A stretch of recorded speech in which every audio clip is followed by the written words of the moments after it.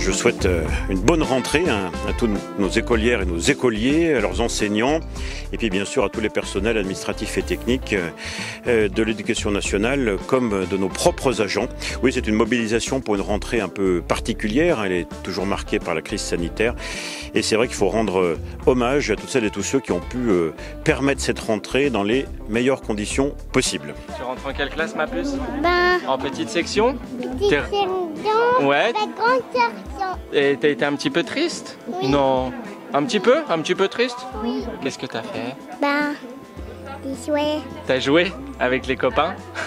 Ce matin, c'était un peu difficile pour moi et ma femme, mais Ohana n'a pas pleuré à l'école, puis elle était contente.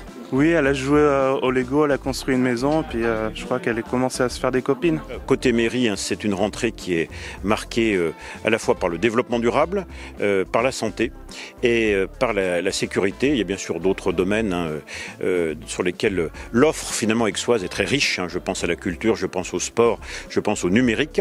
Mais en matière de développement durable, nous sommes ici à l'école de la Liberté. C'est un exemple d'engagement que j'avais pris avec les collègues pendant la campagne pour les élections municipales, de lancer un programme de végétalisation des cours d'école, d'ombrage de ces mêmes cours et de désimperméabilisation. Les cours en France d'école sont toutes marquées par l'asphalte. Alors elles restent nécessaires pour que les enfants puissent avoir une activité sportive, éducative, pédagogique, mais il fallait redonner retrouver de la nature dans ses cours. L'école de Franklin Roosevelt en a bénéficié, les travaux sont terminés. Et ici à la Liberté, les deux groupes scolaires de la Liberté ont fait l'objet ici derrière moi de protection des arbres pour qu'ils puissent pousser sereinement.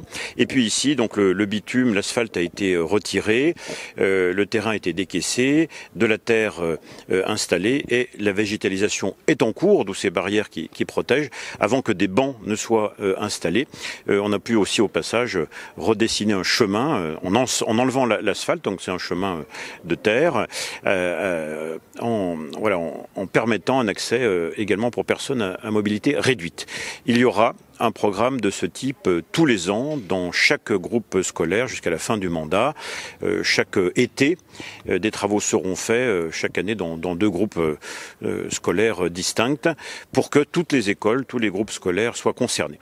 Ça, c'était le développement durable. En matière de santé, vous savez que la crise sanitaire avec la pandémie, la préoccupation qui est légitime à la fois chez les parents, chez les enseignants, mais aussi dans nos services, pour la qualité de l'air dans les écoles.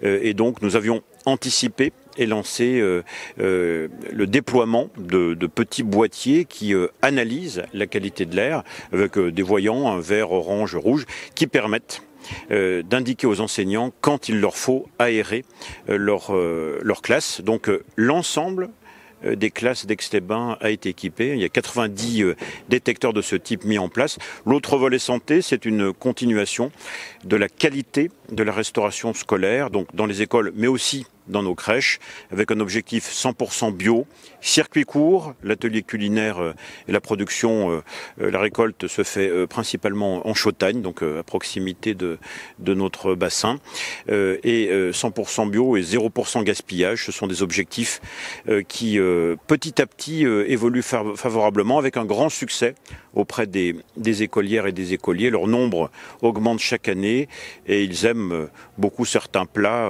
qu'ils mangeraient pas forcément chez eux, comme des épinards, comme de la soupe, et en redemande. Il y a aussi une éducation au goût très importante.